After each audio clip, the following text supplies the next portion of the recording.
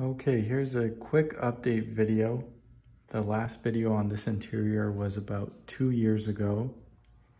It was a little bit of a slideshow, just showing some of the upgrades I had made at the time. So 2 years later, we're at this point, which honestly is pretty terrible. It's been really slow progress, but I do have a place to work on the truck now, so hopefully things start moving a little bit quicker now. Anyways, I'll just go through some of the new mods I've done to the truck and talk a little bit about if they're bolt-on or not and where I got them, just in case anyone out there wants to do something similar and likes what I've done. So the first and most obvious upgrade and what's different from the last video is the seats. So the seats are out of a 2007 Subaru Impreza Sport. They're cloth seats, gray and black.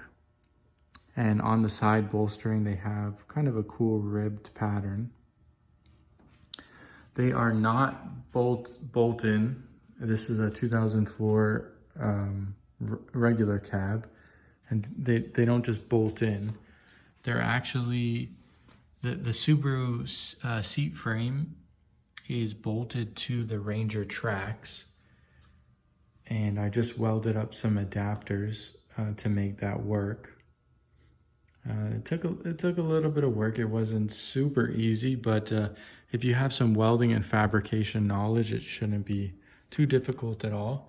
So again, the seat tracks are, I'm not sure if that's coming out on camera, but they are the Ranger seat tracks, so they move just like a Ranger seat would.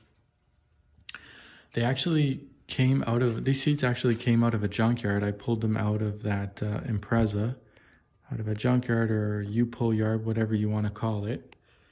And I took the seat completely apart and threw the skins, just the skins, the cloth skin in the washing machine. And that cleaned them up tremendously. There isn't any rips or tears, especially being cloth seats. You think after being close to 15 years old, there'd be some tears or rips, but they're in amazing shape. And I think they were around $30, $35 each. Completely manual. There's no power options. I think the driver's side was heated, but I took that off. I'm not using it. Anyways, the next mod is the center console. So the center console is out of a Ford Explorer. Again, it was out of a U-pull yard. I believe it was a 1999 Ford Explorer, but it's around there. The only thing I did was recover the armrest with this gray vinyl material. It's not real leather, just vinyl, but I think it matches with the gray interior pretty well. And then the trim I just cleaned up and spray painted. The glove box has a locking feature now, and that's out of a Ford Escape. And I believe that was just bolt-in. And again, the center console is just bolt-in. You don't need to do any mods. You just, if you're gonna get it out of a U-pull yard, just buy it, clean it up. You can cover the top, and yeah, it's super easy to do. There's tutorials online on Google and forums and stuff. This locking glove box feature, again, out of a Ford Escape. I don't believe there's anything you have to do. I think it just fits right in. I can't remember. I did it a while ago. But if you're going to do it, just make sure you get the key that you took the locking portion out. Make sure you get the key from that vehicle, the Escape.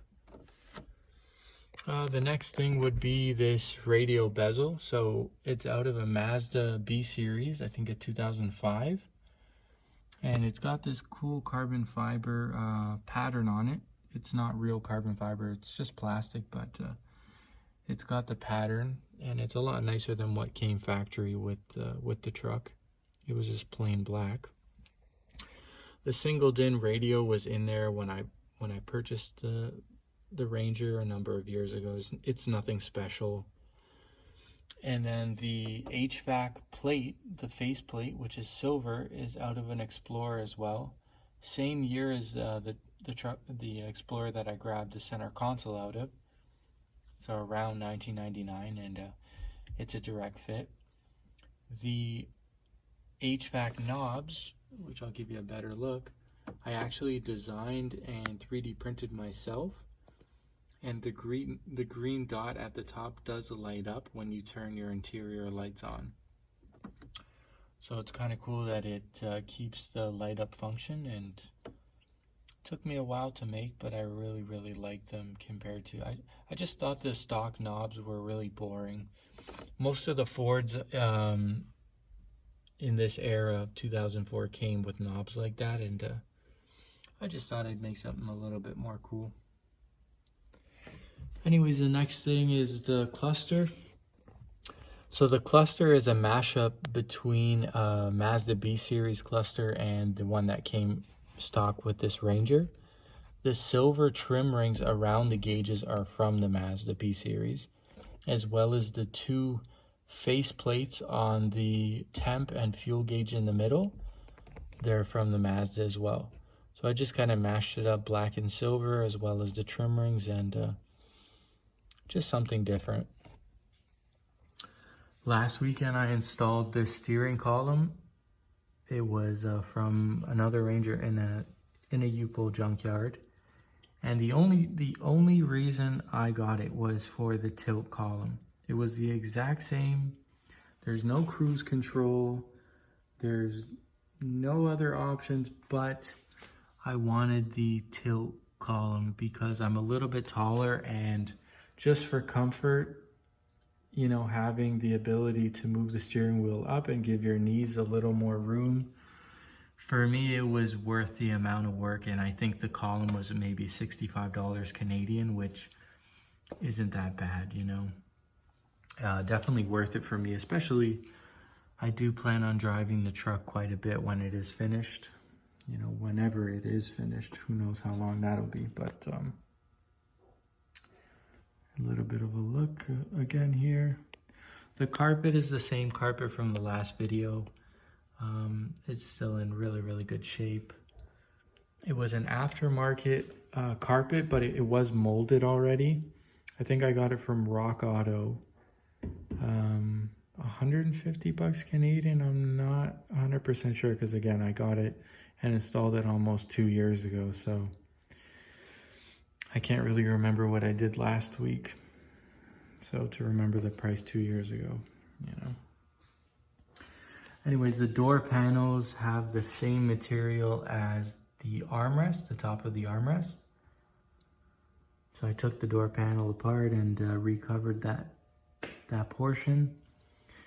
And then this trim that goes around the door handles has that same carbon fiber pattern as the radial bezel. And a lot of people don't know, but this trim piece here is actually a factory piece that came from Ford. They were on the 1999 and 2000 model Mazda B Series Troy Lee Edition. So you got to Google that. And those Troy Lee Edition trucks only came out in the US, and mostly it was little interior differences. Like again, it came with these door handle trims.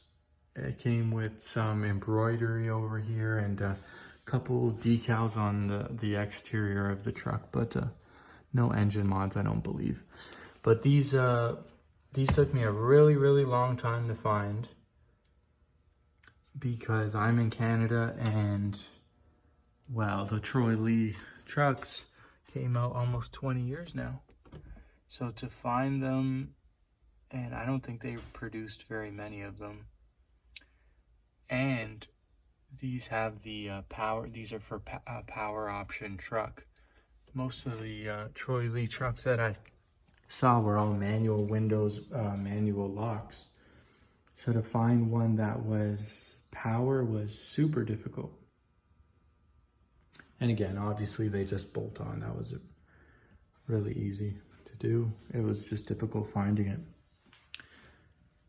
So anyways, that's pretty much it. All I have left is to put in the sunroof. I cut the hole last weekend.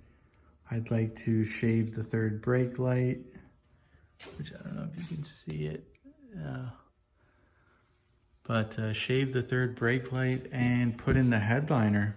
And that will, and maybe get some interior, get some floor mats. That would be nice. But if you have any questions about anything I did or how I did it, just post below and I'll answer them as best I can. Hope this helps somebody.